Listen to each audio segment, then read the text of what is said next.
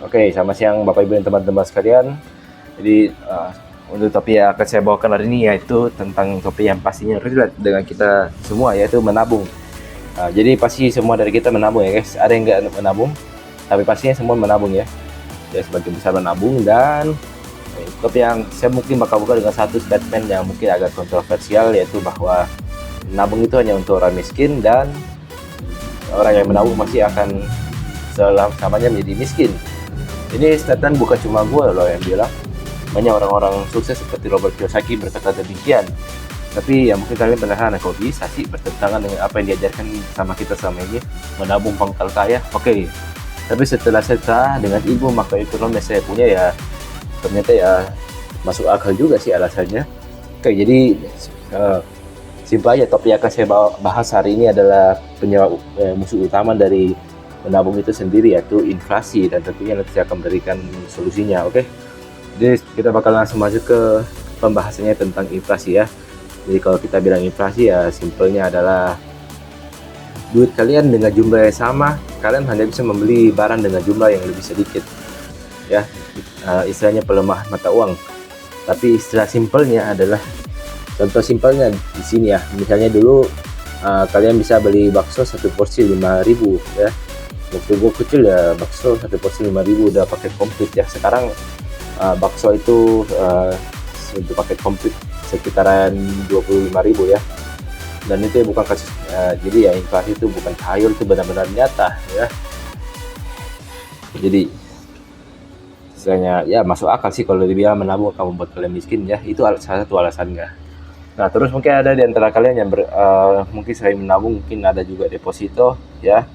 Ya, jadi emang deposito jadi salah satu pilihan yang bagus ya, karena bunganya ya, apalagi bank digital tuh. Bank digital bunganya sekitar 6-9% ya. Luar biasa sih kalau untuk deposito setinggi itu. Tapi ya kalau kalian pikir bisa menahan inflasi, sayangnya tidak guys. Mungkin betul bahwa inflasi yang kalian lihat sama ini yang dirilis oleh badan resmi itu sekitaran ya, 3-5% ya. Tapi kenyataannya di sini adalah satu hal yang tidak kalian ketahui tentang data inflasi yang dirilis oleh mereka adalah mereka tidak, badan resmi mereka itu tidak memasukkan komponen bahan makanan dan energi ke dalam perhitungan mereka ya. Makanya ya masuk ya, makanya cuma 3% ya makanan sama energi gak dimasukkan ya. Jadi makanan itu misalnya kayak bakso tadi ya, tepung terus beras juga. Terus kalau energi misalnya bensin ya kalian beli ya. Jadi nyatanya ada di sini ya, saya beritahukan kepada kalian bahwa sebenarnya inflasi ya, terutama untuk bahan makanan dan energi ya, dua hal ini paling tidak 10-15%.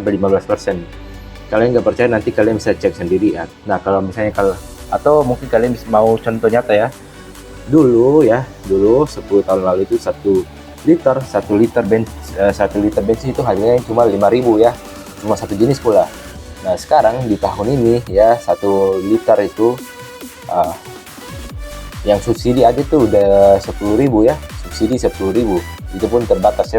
Bayangkan kalau misalnya kalian biasa ya Pertamax 14.000, itu pun masih dioplos. Nah terus apa sih solusinya?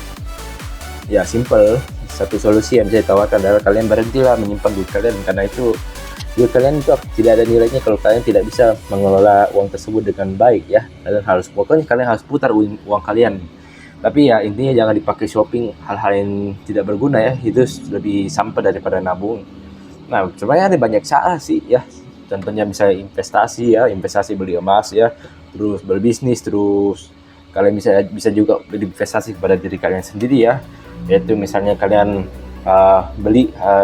bayar kelas premium, kelas tambahan gitu, atau bootcamp gitu ya. Intinya supaya kalian berinvestasi pada diri kalian dan ilmu kalian ya, supaya harga diri kalian makin mahal ya.